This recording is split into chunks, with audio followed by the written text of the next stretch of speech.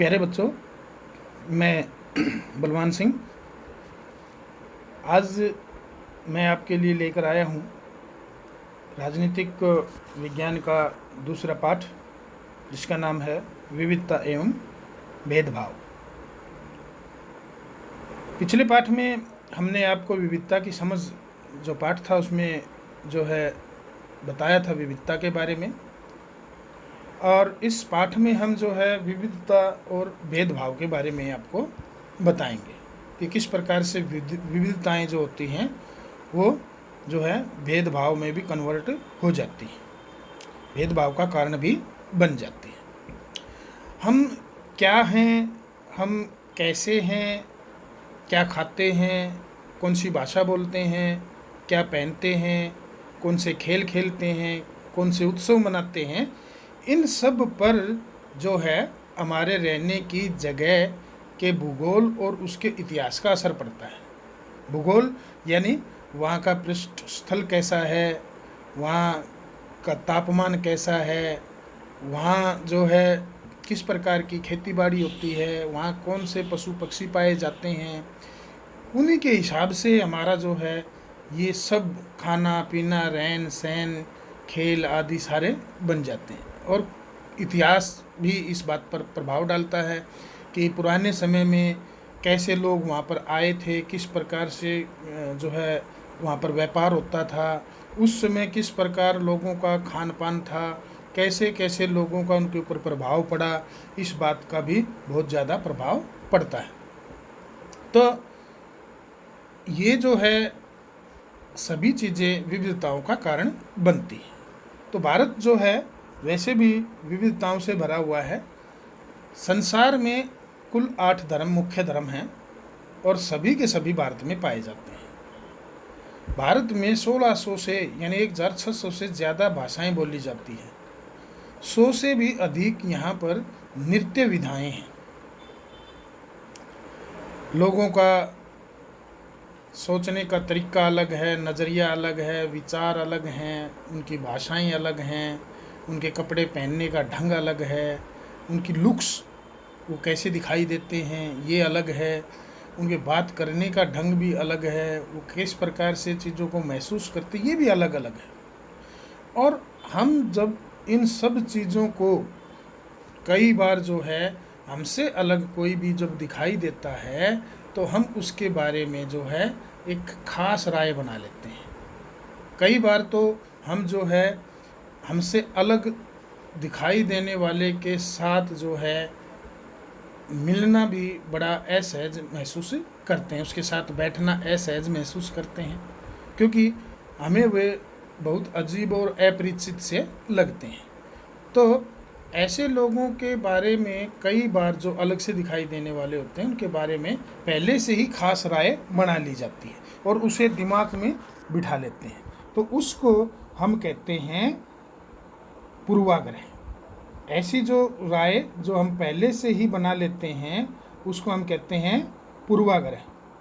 तो पूर्वाग्रह जो है वो क्या है कि जब हम पहले से ही किसी के बारे में कोई राय बना लेते हैं और उसको अपने दिमाग में बिठा लेते हैं तो उसको कहते हैं हम पूर्वाग्रह। अब राय कैसी बना लेते हैं हम?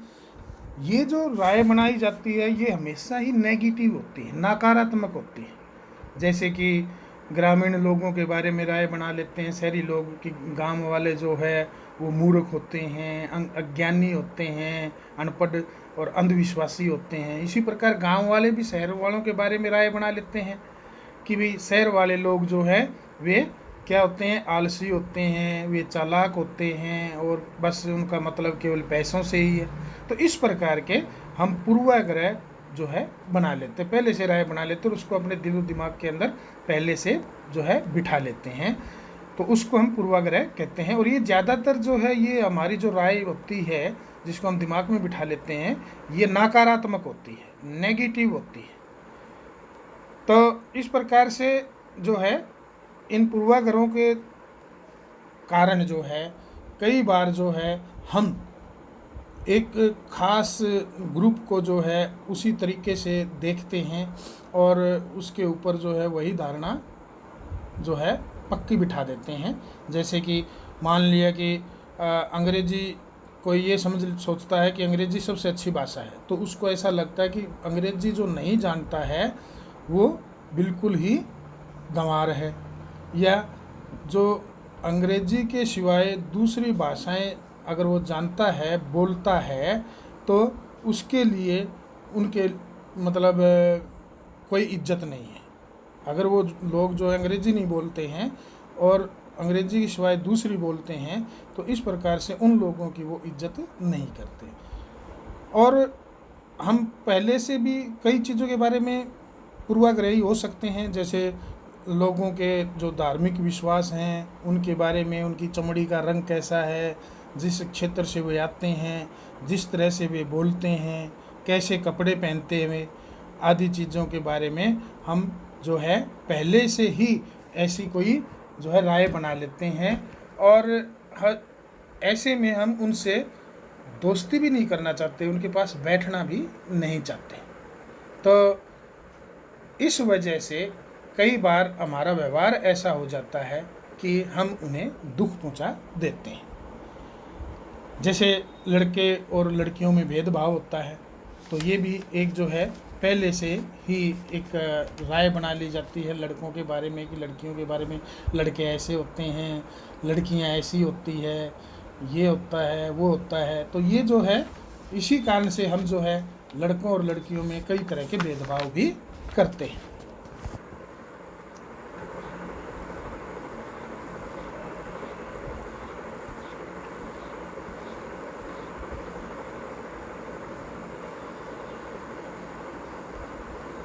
अभी जैसे इसमें एक लड़के और लड़कियों के बारे में अभी मैं बता रहा था आपको कि जैसे कि लड़कों को शुरू से ही जो है बताया जाता है कि तुम मर्द हो और जो है मर्द को दर्द नहीं होता, या तुम लड़के हो इसलिए तुम्हें रोना नहीं है। अगर कोई चोट लगती है और उसका रोने का मन भी करता है तो भी उनको कहा जाता है कि लड़के रोते नहीं, और जो है क्योंकि लड़के बहादुर होते हैं। और इस प्रकार से जब वो बड़े होते हैं तो ये एक दिमाग में एक पक्की राय बैठा लेते हैं। वैसे तो रोना तो लड़कों और लड़कियों को दोनों को ही आता है, जब कभी उन्हें गुस्सा आता है या चोट लगती है तो दोनों ही रोना चाहते हैं। लेकिन जो है लड़के ये सीख लेते हैं शुरू से ही कि अगर वो रोए तो उनके साथी उसे चिढ़ाएंगे कि देखो कैसे लड़कियों की तरह रो रहा है। तो इस प्रकार से यानी लड़कों का काम रोना नहीं होता, बल्कि लड़कियों के बारे में ये धारणा बना ली जाती है कि लड़कियां तो जो है वो होती ऐसी हैं और रोने का काम तो लड़कियों का होता है। तो इस प्रकार से जो है पूर्वाग्रह होता है, और पूर्वाग्रह में हम जो है कहीं न कहीं पहले से जो हमारे दिमाग में एक राय होती है उससे हम किसी दूसरे को दुख पहुंचाते हैं और उसके साथ भेदभाव करने लगते हैं। अब बात करते हैं हम रूढ़िबद्ध धारणाओं की। रूढ़िबद्ध धारणाओं की स्टीरियोटाइप जो हमारी धारणाएं होती हैं, इसको हम ये कह सकते हैं कि ये एक तो अभी हमने बताया पूर्वाग्रह जो है वो पहले से ही कोई हम एक राय बना के अपने दिमाग में बिठा लेते हैं, वो नकारात्मक ही होती है, लगभग नेगेटिव होती है, उसमें सकारात्मक नहीं होती। जबकि जो रूढ़िबद्ध धारणाएं होती हैं वे जो है लगभग सकारात्मक होती है। वे सकारात्मक भी हो सकती है और नकारात्मक भी हो सकती है, दोनों ही हो सकती है। जबकि पूर्वाग्रह जो है हमेशा ही नकारात्मक ही माना जाता है। तो रूढ़िबद्ध धारणाएं क्या होती है कि कई बार हम जो है लोगों के किसी खास समूह के बारे में कोई पक्की धारणा बना लेते हैं, कोई पक्की जो है एक धारणा बना लेते हैं, उसको कहते हैं रूढ़िबद्ध धारणा। वो नेगेटिव भी हो सकती है और पॉजिटिव भी हो सकती है। नेगेटिव के रूप में जैसे हम ये मान लेते हैं कि भी जो है वे लोग कंजूस हैं, उन लोगों का तो काम ही ऐसा है, वे अपराधी प्रवृत्ति के हैं या वे बेवकूफ़ हैं।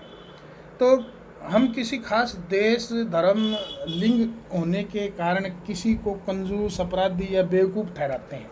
ऐसा दरअसल उनके बारे में मन में एक पक्की धारणा बना लेने के कारण होता है। हर देश, धर्म आदि में हमें कंजूस, अपराधी, बेवकूफ़ लोग मिल ही जाते हैं, सिर्फ इसलिए कि कुछ लोग जो है वो उस समूह में हैं। पूरे समूह के बारे में ऐसी राय बनाना मेरे ख्याल में सही नहीं है।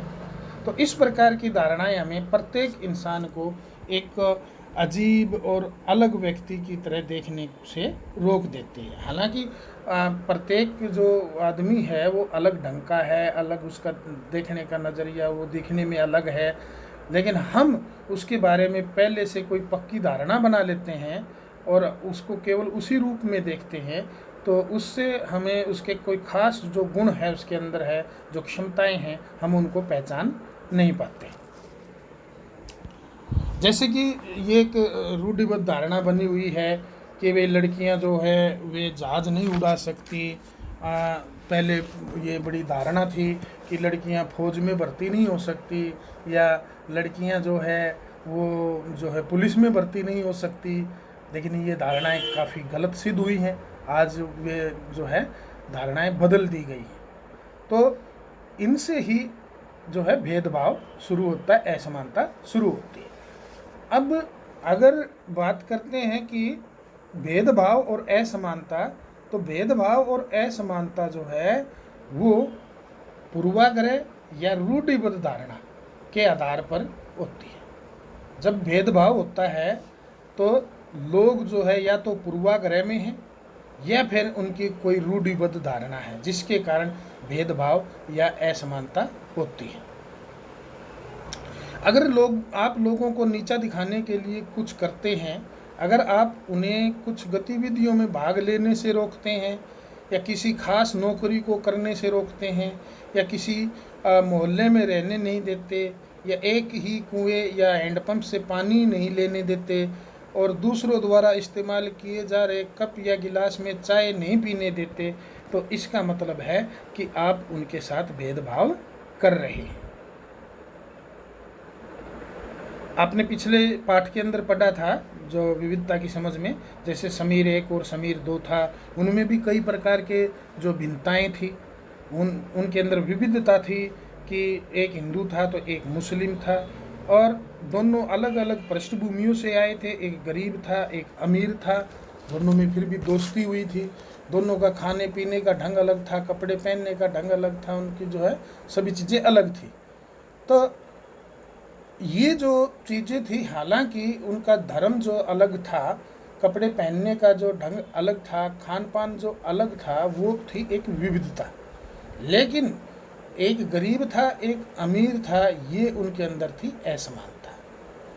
तो अगर वो एक गरीब और एक अमीर है तो ये विविधता नहीं बल्कि ये एक असमानता है। बहुत से लोगों के पास अपने खाने पीने के लिए, कपड़े पहनने के लिए, घर की खास ज़रूरतों को पूरा करने के लिए भी पैसे नहीं होते। इस कारण से उनके साथ भेदभाव किया जाता है। कुछ लोग ऐसे होते हैं वो विविधता और असमानता दोनों के शिकार होते हैं।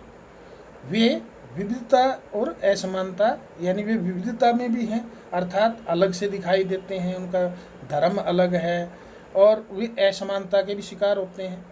दोनों ही जो है उनके साथ होता है।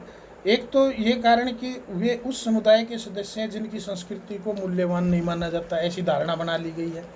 ऊपर से यदि वे गरीब हैं और उनके पास अपनी ज़रूरतों को पूरा करने के साधन नहीं, तो इस आधार पर भी भेदभाव किया जाता है।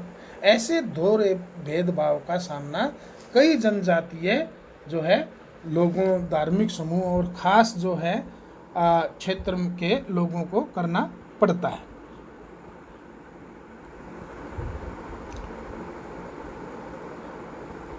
भेदभाव का सामना करने पर अपनी आजीविका चलाने के लिए लोग अलग अलग तरह के काम करते हैं। जैसे कोई पढ़ाता है, कोई वकील है, कोई बर्तन बनाता है, कोई मछली पकड़ता है, बढ़ाईगिरी का काम है, खेती बाड़ी का काम है, बुनाई सिलाई का काम है, कोई मजदूरी करता है। लेकिन कुछ काम ऐसे हैं जिनको जो है दूसरों के मुकाबले अधिक महत्वपूर्ण माना जाता है। कुछ कामों को जो है घटिया माना जाता है। जैसे सफाई करना, कपड़े धोना, बाल काटना, कचरा उठाना, इनको जो है समाज के अंदर बहुत कम महत्व मिलता है। इनको समाज में अच्छा काम नहीं माना जाता और इन कामों को करने वालों को गंदा या अपवित्र माना जाता है। और ये जो है जाति व्यवस्था का एक बहुत बड़ा जो है आ, बहुत एक बड़ा महत्वपूर्ण जो है सीढ़ी कह सकते हैं।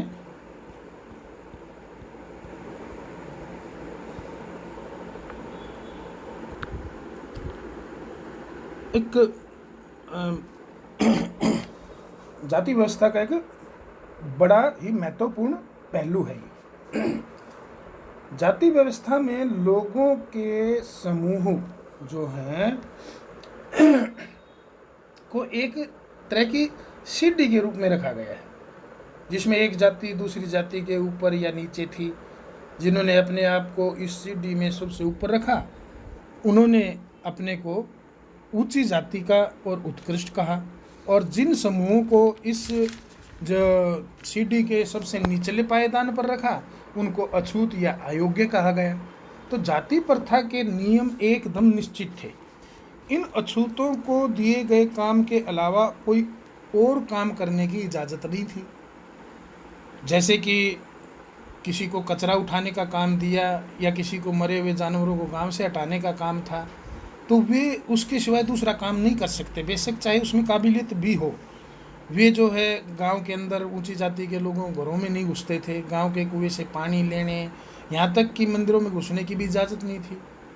उनके बच्चे दूसरी जाति के बच्चों के साथ स्कूल में बैठ नहीं सकते थे। इस तरह ऊंची जाति के लोगों को जो अधिकार हासिल था, उससे उन निम्न जाति के लोगों को जो है वंचित रखा गया। उन जो सुविधाओं को जो ऊंची जाति के लोगों को मिलती थी, उन सुविधाओं को जो नीची जाति के लोग बनाए गए थे, उनसे दूर रखा गया। तो इस प्रकार से जो है इस जाति व्यवस्था के जो बारे में है, एक महान जो है नेता हुए हैं डॉक्टर भीमराव अंबेडकर, जिन्होंने भारत का संविधान लिखा है। उन्होंने जो है इस व्यवस्था को बदलने के लिए बहुत प्रयत्न किए, संघर्ष किए। उन्होंने मंदिर में प्रवेश करने के लिए, सार्वजनिक तालाब में पानी पीने के लिए जो है लड़ाई लड़ी, और उन्होंने जो है हिंदू धर्म को छोड़कर जो है कोई ऐसे धर्म को अपनाने की तलाश की जो सबको एक समान माने। इसलिए उन्होंने बौद्ध धर्म को अपनाया।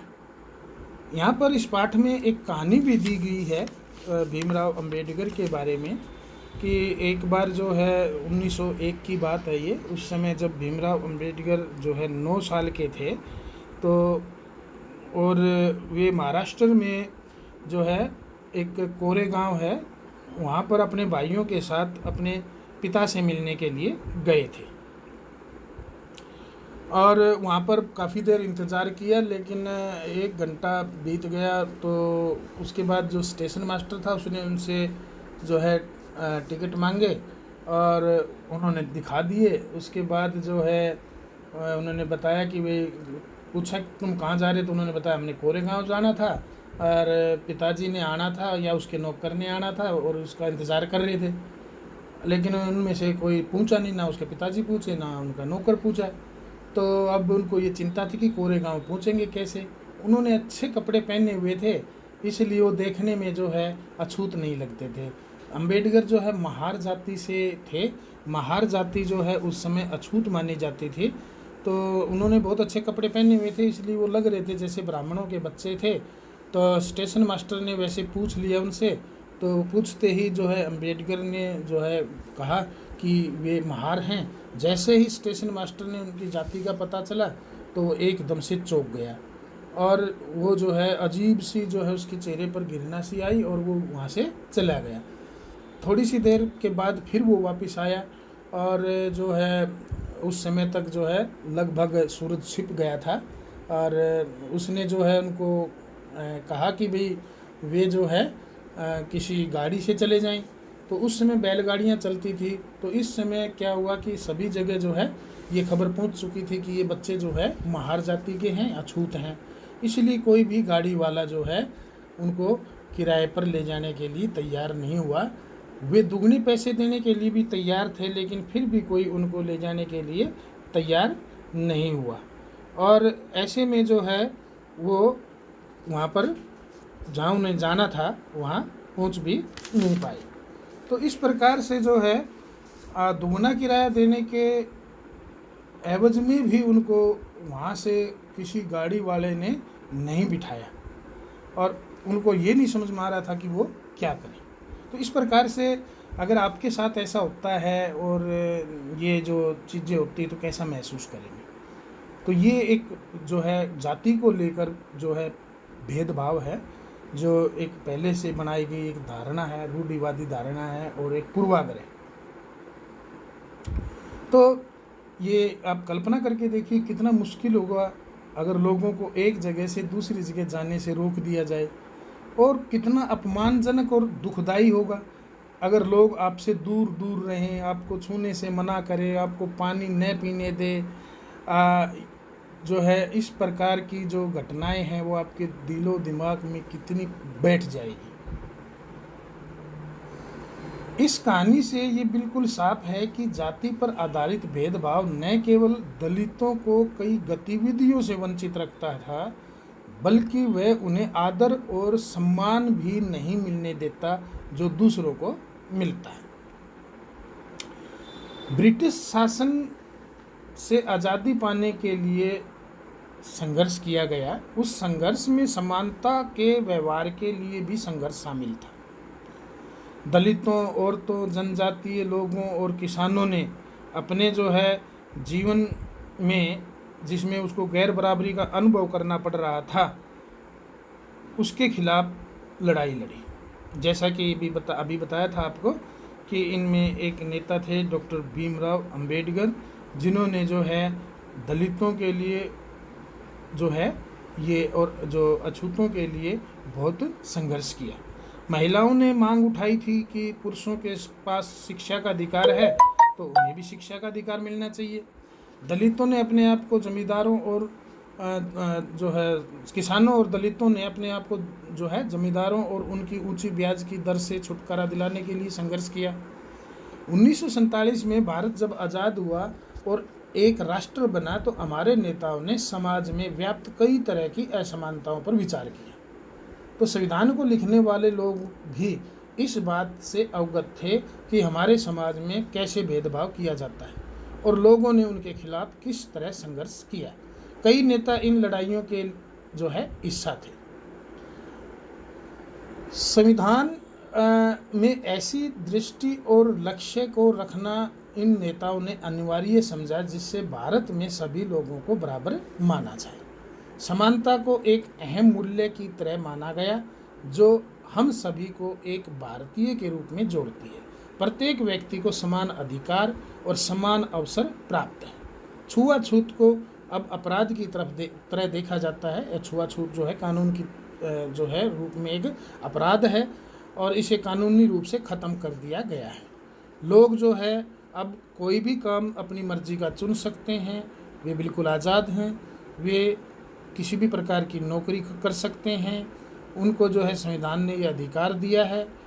और जो है गरीबों को, जो गरीब लोग हैं जो है उनको समानता का अधिकार मिले, इसलिए संविधान ने सरकार पर यह विशेष जिम्मेदारी डाली कि वह गरीबों और मुख्य धारा से वंचित जो समुदाय है उनको इस समानता के अधिकार के फायदे दिलवाने के लिए विशेष कदम उठाए। संविधान के लेखकों ने यह भी कहा कि विविधता की इज्जत करना, उसे मूल्यवान मानना समानता सुनिश्चित करने में बहुत ही महत्वपूर्ण कारक है। उन्होंने यह महसूस किया कि लोगों को अपने धर्म का पालन करने, अपनी भाषा बोलने, अपने त्यौहार मनाने और अपने आप को खुले रूप में अभिव्यक्त करने की आज़ादी होनी चाहिए। इसलिए भारत एक धर्मनिरपेक्ष जो है देश भी माना गया। यहाँ पर किसी को भी जो है अपने किसी भी धर्म को मानने की इजाज़त है। वो किसी भी धर्म को छोड़ सकता है और किसी भी धर्म को मान सकता है। अपने धर्म का पालन करने के लिए उसके साथ कोई भेदभाव नहीं होगा। इसे हमारी एकता के महत्वपूर्ण कारक के रूप में देखा जाता है। हालांकि हमारे संविधान में इन विचारों पर जोर दिया गया है, पर यह जो हम पढ़ रहे हैं पाठ, वो इसी बात को उठाता है कि असमानता आज भी मौजूद है। आज भी असमानता ख़त्म नहीं हुई है और वो आज भी इस समाज में व्याप्त है। समानता वह मूल्य है जिसके लिए हमें निरंतर संघर्ष करते रहना होगा। भारतीयों के लिए समानता का मूल्य वास्तविक जीवन का हिस्सा बने, सच्चाई बने। इसके लिए लोगों के संघर्ष, उनके आंदोलन और सरकार द्वारा उठाए जाने वाले कदम बहुत ज़रूरी है। तो इस पाठ को आप जो है बार बार सुने और जो है समझने की कोशिश करें। उसके बाद इसके हम जो है प्रश्न उत्तर करेंगे।